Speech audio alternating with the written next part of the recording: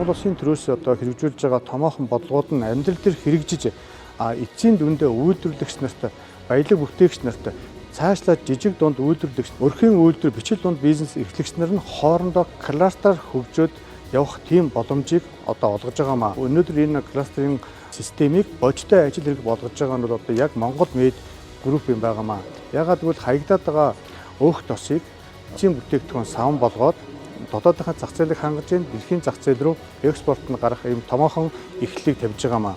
Тэгээ мянган эмэгтэйг ажлын байртаа болгох том хөрс төслүүдийг эхлүүлж байна. Одоогийн байдлаар 3 аймаг дээр 200 гаруй хүнийг ажлын байртаа болгосон ингээ явж байгаа. Тийм учраас баялаг бүтээгч кластерын системээр хөгжих ёстой, хоорондоо хоршиж хөгжих ёстой.